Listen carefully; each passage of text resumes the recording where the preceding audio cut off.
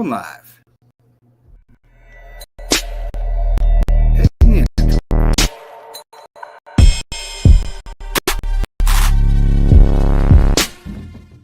hello, it is time to start the show. Right after this.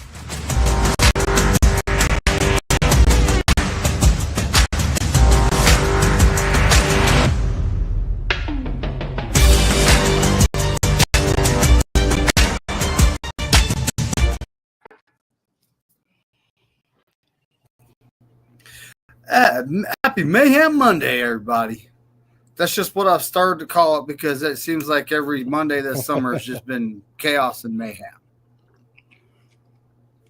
Kind of a bloody Monday today, too. All the changes, roster changes, my goodness. So you're right. Man. It is a Mayhem Monday. Well, let's talk about that. Now, I haven't necessarily looked into anything but the big news. And the fact that we let, Joseph, the kicker, go. Yep. There might be some folk not so happy about that. Yeah, this was one or two out there. There might be. I do notice we added one of the better pass rushers in the UFL to the roster. I noticed we added that. Yep. Who else got cut, Ty? Hold on.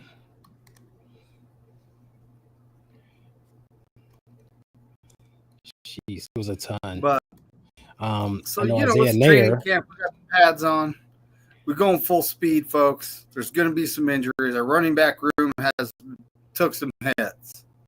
Yep. But not like out for the year hits, but banged up. That's for sure.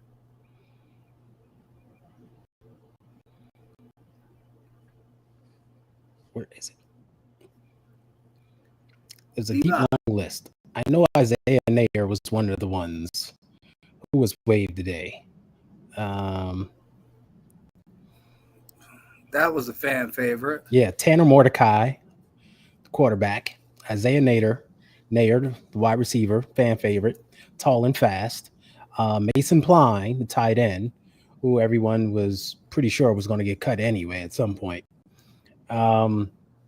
Kicker Greg Joseph, who you just mentioned, and the cornerback Trey Avery. Those were the 5 cut today. And, we've had to sign some people just because it's like reps and injury type of thing. That's what Shanahan explained. We've had we're having some injury issues. We need to get some guys in here that can take some reps. But we can't, necessarily cut the guys that are injured. We just got to wait that out. Yeah. So, it's just one of those things. Still the preseason, folks. So, think about that. We haven't even played our first preseason game yet, and we're low on bodies. So, it's that type of thing. When you're dealing with a bunch of injuries, you have to do the roster gymnastics just to field the team, right? And going into this first preseason game, you don't want to play your Fred Warners and your Trent Williamses and these guys, because you want to keep them fresh and you want to keep them reserved for the second and third game. You want to ramp up for the season that way. So that means you need a lot of backups and a lot of reserves to be able to get through the game. And that's why you go through this roster juggling exercise.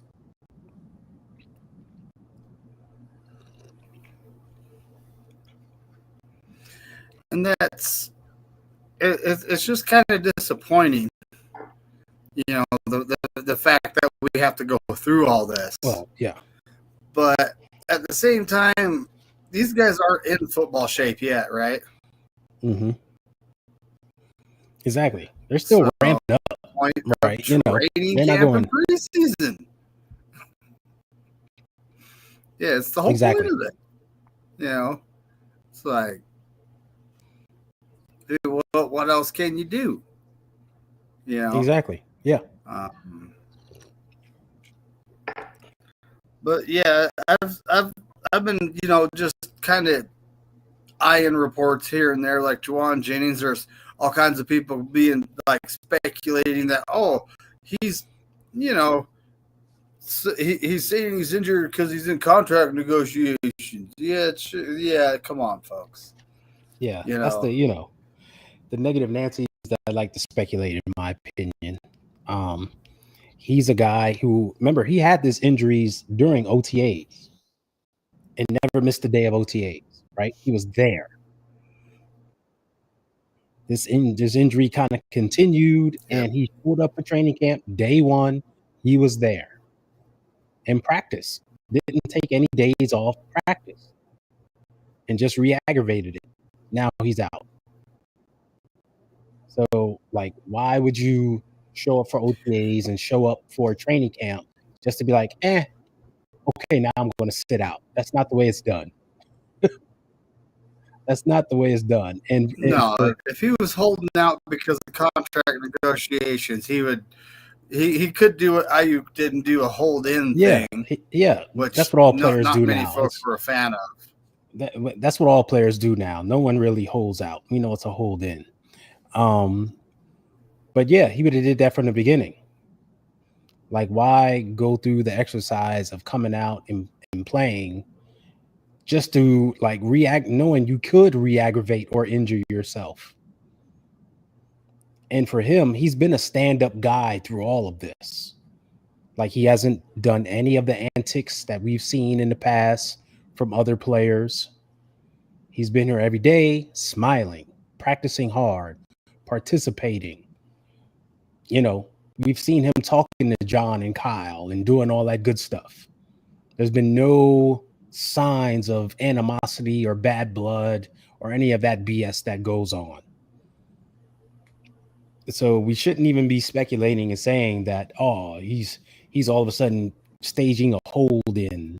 No, I don't think so. I think he has more character within him than to do something like that. He's made of better stuff. Yeah. And like you said, it's a negative Nancy. It's just people like, I need something to talk about, so let's talk about this.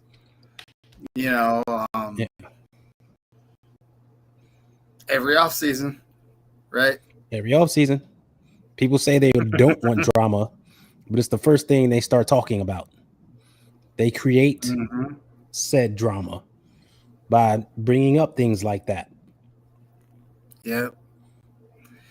And, honestly, I do want to see the guy extended because I do think he's worth more than he's getting paid. I kind of feel like I would definitely would have liked him to have another year similar to what he had last year, before they throw 30 years and, some good money at him. But at the same time, I honestly think he's going to produce just like he did. Yeah. He's here. He's a really good example for the young wide receivers we have. Yep. So I honestly, have no problems with Jennings whatsoever. And he's there. Yeah. He's injured, but he's there. So he showed up. But yeah, he did everything right. And no one has, everyone likes Juwan Jennings, right? He's played his way into the hearts of 49er fans. Everyone loves what he does and what he represents and how he carries himself, how he shows up for the team, etc. We all would love that. It's just a matter of, it's a negotiation. What is he looking for? What does he want? Right? If he's all of a sudden saying, hey, I feel like I'm amongst the top receivers, like top number 2 receivers in the league. I want 20, 22, 24 million. It's like, whoa, hold on. That's a whole lot of cabbage to be spilling out all of a sudden, based on your 1 year.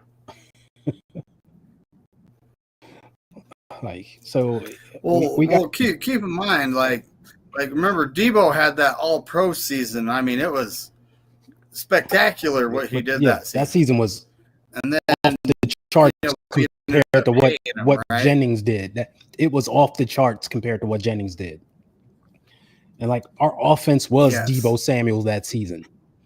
Like Kyle just gave him the ball and he went wild with it. Like Jennings is a different dynamic. It is, and I see people like going, well, he doesn't have a Pro Bowl. He doesn't have this. He doesn't. Okay, Brandon Ayuk hasn't had a Pro Bowl. He did have a second-team All-Pro, right? Yeah, but he still he hasn't had a Pro Bowl, and he's making $30 million. Yeah. So when it comes down to that, it depends on what team values him. We're all allowed to have our opinions, no matter what it is. But what does the team value him at? Right. And if he's, more or less, if betting on himself, he'll go for like a 2-year extension, for decent money. And then, if he does good in that 2 years, then all of a sudden, when he does hit free agency, he's looking at better money, right? He'd be looking at that next 3 season. or 4 years, then he's going to be an old free agent, and he won't get that next contract. You get what I'm saying? Yeah. So it's like, that's what I mean by like if he plays out this last season, 2-3 years at him. Mm-hmm. That's what I'm saying. Like you got to remember, his agent is also telling him stuff like, "Hey, you can play out this season and have another good season and hit the free agent market nice and early while you're still young. Get a potential big contract, and that sets you up to get another big contract down the road." So once again, it's what JJ wants, how much he wants, right? That plays into it. Like if he's looking for like a big long-term deal or something, and how much I don't think we're he's going to get it with pay, us. We just paid. Well, we just paid, Brock Purdy. We got Ayuk's big contract, which I wasn't very happy about when he signed it because it's like I didn't feel that,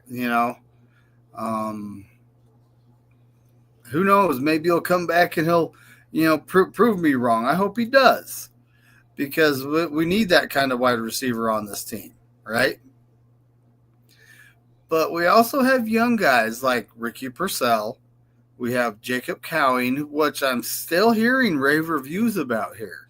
Yep. He's not the biggest guy out there, but he's fast and he can run routes. Mm-hmm. Right? So, and then Ricky Purcell's, gotten better running routes, and he's not like super fast. He won't blind you, but he's pretty dang quick. He runs 4.4. He's quick. He's faster than he looks. That's exactly it. He's quick. He's faster than he looks, and he's always been a good route runner. That's why Kyle drafted him.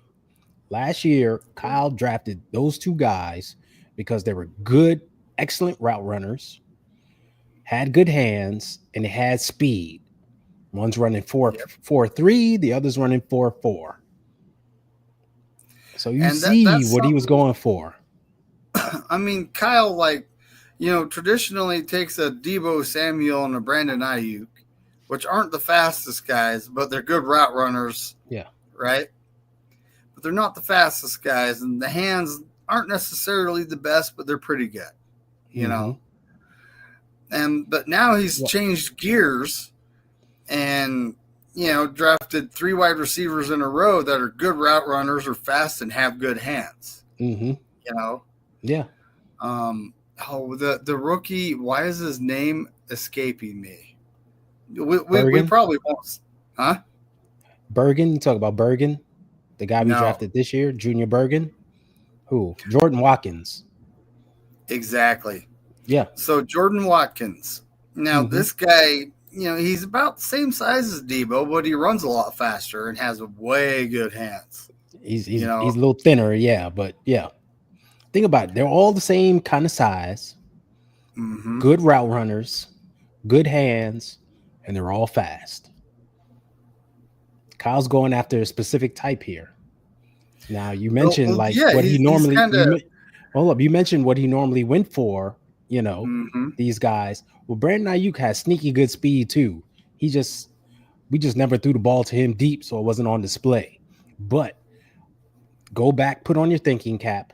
Go back to Kyle when he was in Atlanta, and he had Julio Jones who ran a 4.3, and he had a guy in Taylor Gabriel who ran low 4.4s. He had speed. He used the speed element then. I think we have the Purdy factor going on here. But of because course, now he's got a QB, right? Before he had James, you know, so he just needs guys that are gonna that are gonna get open on quick outs and then get yak after that, right? exactly. So And now he has a quarterback. Guys that can stretch the field also, because one of James's issues was that he was reluctant throwing the ball downfield. Mm-hmm. He just wouldn't throw it. He lost his confidence, wouldn't throw it. Everything was short and in the middle. That's not Brock. He will let it fly.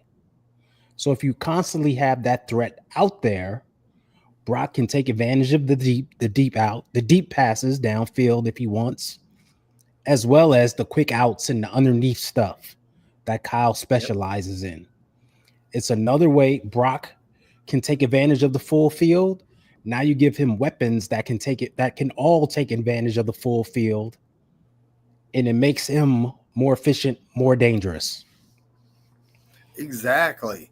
Opens up like having those speedy guys is going to open up underneath routes for, say, Kittle, Exactly. CMC, Jennings. Mm-hmm. It's like it's just one of those things. Like when Brandon Ayuk had his 1,300-yard season, right?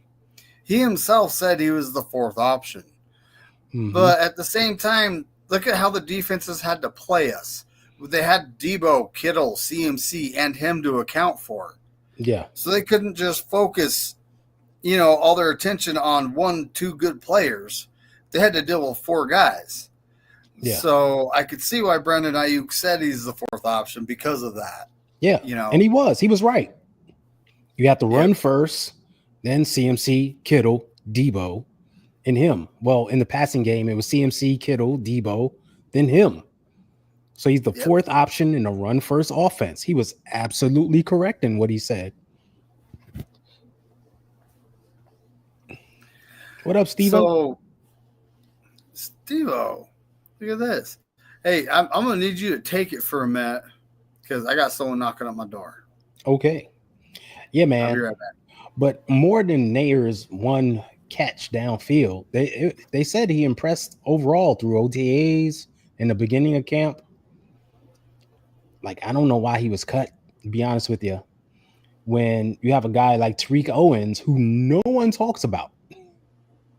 No one talks about Tariq Owens at all, other than the fact that he's there. Why is he still on the roster? Right? Is it the nepotism thing? I don't think it should be. Like, they don't owe T.O. nothing, meaning Terrell Owens. They don't owe him nothing. Like, why is Tariq there when a guy like Nair was at least making plays and talked about, and all the journalists and the people at camp were talking about him a little bit? No one mentions Tariq Owens at all. It's crazy, but that's kind of the roster gymnastics they're doing. I bet, like, don't be surprised if tomorrow you hear Andy Isabella, who went down today, his injury is more severe than they think, that they bring Nair right back because they need him. But that one's a head scratcher. I don't know why they cut him. It's insane. Throwbacks in the house. What up, Fernando? So yeah, the whole wide receiver thing is a big head scratcher. Bringing in guys, cutting guys, moving guys around. I know we got injuries there. We're a little bit banged up, but some of the moves they make just make you go, right? Like that song from the 90s. Things that make you go, yeah. Yeah. Bring Danny Gray back. 49ers legend and Super Bowl champ Danny Gray.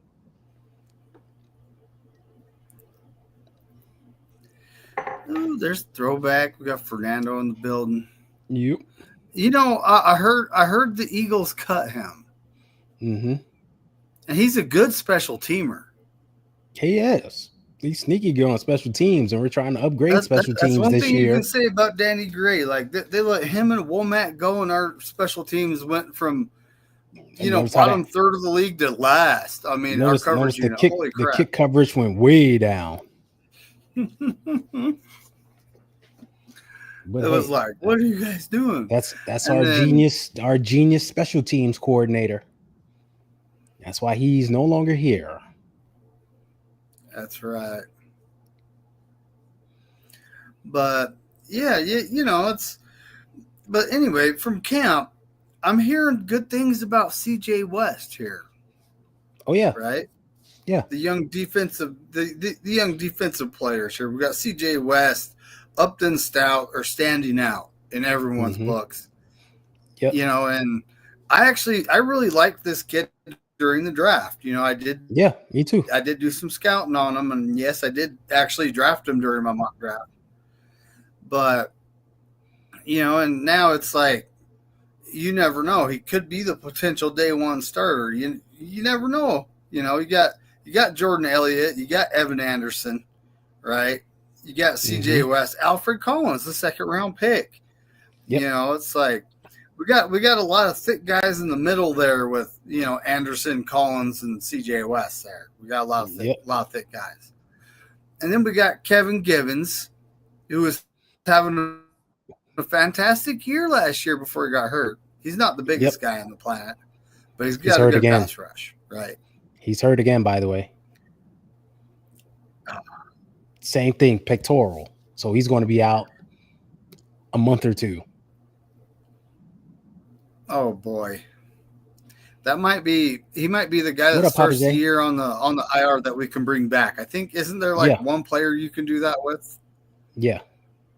Papa J, what's cracking, buddy? Fernando asked me, "Am I all in on Jake Moody?" Yeah, why not? Why wouldn't I be? Remember, pre-injury, Jake Moody was basically perfect. He missed one kick. One. And then after the injury, he just wasn't the same. He was still injured. He came back. It actually was still injured. Now it he shouldn't have been out there. Once again, our stupid. But once again, he did. Why? Because once again, our stupid special teams coordinator made a stupid move and put him out there while he was still injured. So you cut our two best gunners, coverage guys. You signed a bootleg punter who wasn't good at punting when in the preseason you had a young punter who was booming kicks and could tackle in case your special teams coverage blew it. You didn't resign him. You bring in some bootleg dude, and then your kicker, who's not healthy, his kicking foot is still injured, and you tell him go out there and kick.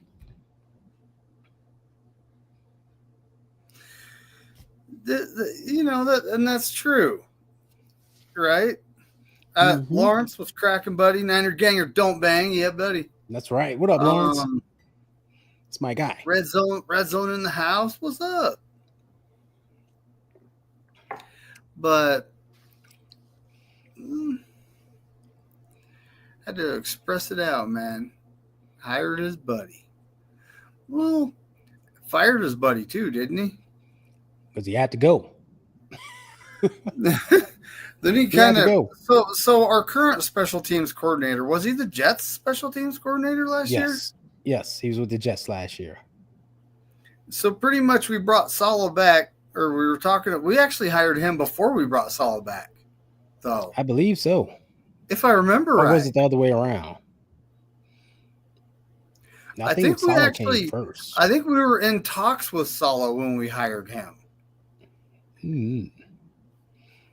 Let's see. I actually think we did. I mean, you can look it up. I think the special teams coach might have been hired before Saleh. Either way, he obviously got an endorsement from a known source. Yep.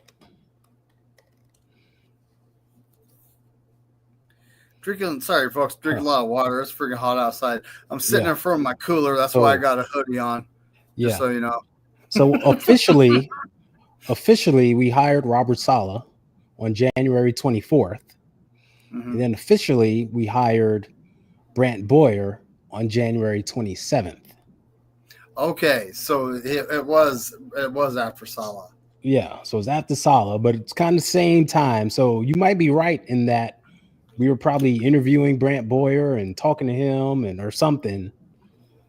And like Saleh came and then said, Boyer came right after. Yeah. So Saleh probably said, dude, like, you want a special teams coach? Yeah, I know. Like, dude, you need to hire him.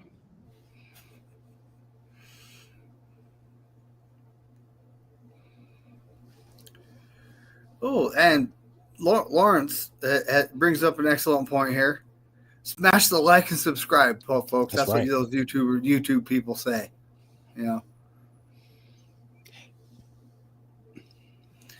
But Papa J. Now, what territory are you in? Are you in Cowboys or Texans territory? Oh, yeah. He completely changed climates there, heat. Papa J.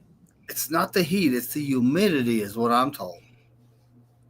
Hot is hot. I'm sorry. You go from 90 to 100 degrees, wherever, hot is hot. Here. Dude, it's a dry heat here, but it's still hot. Okay, exactly. Folks? Still hot. It's still hot is hot. I'm sorry. I walked out to my Camaro, and yes, it's a black car. And I cracked the windows like at lunch just to keep it from getting too bad on the inside. But it said it was 102. Woo. That's what the Camaro said on the display. I was like, dang. Then I got driving, the wind hit it, and it went down to 96. Yeah. So that's 96. That's the wind chill right now is 96. Right. Okay. Oh boy. He's in Houston, a little town called Katy. Okay. Ooh, so he's in Texans territory. That's not bad. Steve-O asked what games I'm going to. Right now, only the Giants game. Right there, my backyard, easy to get to, quick drive. That's the only one I'm going to. And it's on my birthday, so I had to go. Oh, you're going to they call it the Meadowlands, isn't that what they? Yeah, it's MetLife Stadium at the Meadowlands. MetLife Stadium. What's the Meadowlands? Is that like old school Giant Stadium? Probably. That's the area. Oh, okay. That's the area. It's Meadowlands, New Jersey. Just a little small area in New Jersey. MetLife. Hopefully, I've heard they've redone that turf like who knows how many times. I heard they have, but let's see. Because every time they redo it, it still sucks. They're still going out buying just cheap AstroTurf that just sucks. It's like, this one sucks, but this one sucks just a little bit less. So we're going to try it. Yeah. This one sucks a little bit less. But, it's like, you'd figure you'd want your own team to be on the field too, right? Mm-hmm. Like, I mean, that if I was an NFL owner, my priorities would lie there. I want my team to be on the field. These guys aren't going to be able to play if they're not healthy. So. Mm-hmm. Oh, Steve-O. Why would you want to do that? East Rutherford, New Jersey. Yeah. It's the Meadowlands and East Rutherford. They call it the Meadowlands because it's big. It's like grassy. It's really just a big swamp. If you ever been there and you drove through it, it stinks. It's nothing there. It's just terrible. Yeah, Steve, I've never heard of there being an issue with our practice turf. He's talking about just the slew of injuries. Obviously, that's happened. But I think Wendy knows. He's driven through there. He knows. He's been there. It's a swamp.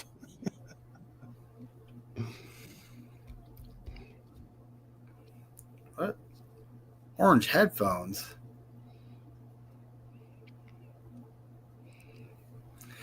Anyway, so I mean, at this point in time, it's not time to panic about injuries yet. We still got 4 weeks to go. Shape. Still 4 weeks to go until the season starts. Yep. So we do have a lot of time to get a lot of bodies back. I think a lot of this stuff is very precautionary because why risk a guy being injured like now? We haven't even played our first preseason game. If he's got a little twinge, a little something, hold him out. Be cautious. It's the smart thing to do. It really is. Now I'm not necessarily a fan of how many times they get to practice, how many preseason games we have. I'm not a fan of that. Just because of the whole being in actual football shape, in my opinion, helps prevent injuries, right? Yeah. I would actually have to look in the statistics to, see if that's actually true or not. Because I think this current program has been implemented since the CBA, hasn't it? Yeah. So it's been here for a while. Yeah. Been here for quite a while. That means I got to do some research to see if it's, there's actual truth to that. These guys aren't in football shape. That's why they're getting injured. I got to look into that. Mm-hmm. But, hold on a second. Crosby broke. Oh, Mason Crosby? Yeah. Mason Crosby? Max Crosby. Max from the Raiders. It's got to be Max Crosby, yeah. It's got to be Max. Those joint practices are next week. Allegedly on, I think, Wednesday, Thursday. Yeah. It's like, come on, Max Crosby. Don't be breaking CMC's leg now. Knocking on wood here. But, that's interesting that he did that in practice, though. Ooh. We got us one of the hardcore faithful. Jim McNiner, the faithful, is in the chat, folks. Everyone say hi. But, so joint practice with the Raiders and Pete Carroll? Yep, that guy. I don't know. I kind of think he has a thing going on with the Niners. And this ain't from the Seahawks. Like, remember back in the day, he used to be an assistant coach with us, right? Yep. Way back. And then, but we would never hire him to be our head coach. We had a damn good one already. That's why. Mm-hmm. And, over the course of his career, we've never hired him to be our head coach. I honestly think he might have some sort of vendetta going on here. Because he was doing other things, though. I know. He was coaching elsewhere. No. Here's my outlook here. He picked Charles Grant right before we picked in the draft, buddy. Mm-hmm. We were like heavily scouting and talking to this guy. He knew it, and he picked him, didn't he? But that's the thing teams do. All teams do that. You got some sort of vendetta against the Niners here? I was scratching my head when that pick was made. I was going, I swear Pete Carroll's got some sort of vendetta here. He's just an old cranky guy. I mean, obviously there's no love lost, Mm-hmm. like him being with the Seahawks as long as he was, obviously there's no love lost. But hey, you got when are you firing back up with Mariah? I mean, well, that's still on hold as we've both been going through some things. Okay. But I may do a solo show on Tuesday because I really like the talk Tuesdays it's always fun to just talk crap. So we'll see about that. But yeah. I mean, Mariah went live. I think it was last week, and I was listening to it. I couldn't comment. I was at work. Mm-hmm. Like, it was one of those. This has to get done so the folks can actually work the next day. So I was there while it was just me, my assistant. That was it, literally at the facility. Yeah. So I was busy. I couldn't comment or anything. But what can you do? Shout out to Jim Everett in the chat. Closet 49er fan. Of course he is. He's in all the 49er chats. So. I know. He's a faithful right there. Exactly. He's a member of the faithful. You gotta love it. Now, this is kind of I saw some rankings of teams, right? A lot of these guys aren't even putting the Rams in the top 12 teams in the league. Well, I mean, they did, they started to come around last year. I don't know, Well, I don't know what the latest reports are, but I saw a few weeks back that Matthew Stafford had some type of back issue. So don't know what's up with that, but James Richard Garoppolo would be their starting quarterback. Would you have them in the top 10 if James Richard Garoppolo was the starting quarterback? Okay, then.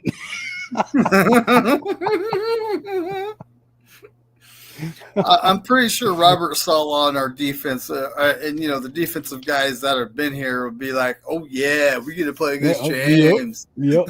Rubbing their hands like, "Oh yeah, bring it on." Please let 10 start or 11, whatever number he's wearing this year. Oh my goodness, that would be a good time though. I'm not gonna lie, that would be a good time. Heck yeah. But man, all right, Ty. Well, you got anything else? Because I got my renters are moving and I have a broken trailer to go fix. Oh my gosh. Nah, man. Just good to talk shop with you once again. We'll be doing this every Monday going forward, alternating as usual. Next week it's on my channel. So heck yeah. Go subscribe to the Stay Faithful podcast if you haven't, because we'll be on there next week chopping it up. We get to talk about the first preseason game. Hey, how about that? Get to see how some of these young guys did. Yeah, some actual football, not just practice. I mean, it would be nice to have a victory Monday, but I don't. Now I have this thing going with preseason. I would rather suck in the preseason because typically when we suck in the preseason, we do good during the season. I know. Get it out the way. That's right. That's right. Uh-oh. Now, we do have a question. I was thinking about getting out of here. Which rookie are you excited about? I'm more excited about CJ West than anyone else, although Upton Stout is right there with him. Yeah. Ty, what rookie are you excited about? Yeah, it's Upton Stout for me. We've been looking for a solid, true every down nickel corner for since K'Wan Williams left. Yes. And I think we found that guy. He's got that dog in him. So I'm looking to see how he does out there. Now I've kind of been calling him the Chihuahua because he's not the biggest guy. He has one hell of a vertical, folks. He can jump with the tall receivers. Okay. Yep. But I've been calling him the Chihuahua because he plays way bigger than he is. Yeah. It's just my neighbor has this Chihuahua. You got to watch out for. Okay then. Yeah, you do. It's like if he's roaming the neighborhood, it's like, dude, go get your dog. But before someone goes for a walk or something, right. Go get your dog. But all right, folks, we're gonna get out of here. We will see you next week on Stay Faithful Podcast. Don't forget, East Coast Red and Gold Wednesday, 8 p.m. Eastern. And all the other times. I can't do math right now. It's 5 p.m. Pacific Standard Time. Right. Yeah, that one. Right. Yep. So, don't forget to tune in. And, of course, Wednesday later that night at 7 p.m. Pacific Standard Time, which is 10 p.m. Eastern Standard Time, Corey Davis 49er Wednesday. Well, we'll be talking not only 49ers news, that, we go around the league. So, you never know what's going to happen on that show. But, all right, folks, everyone have a fantastic week. We will see you next week. And, as Corey Davis says, go 49ers and F all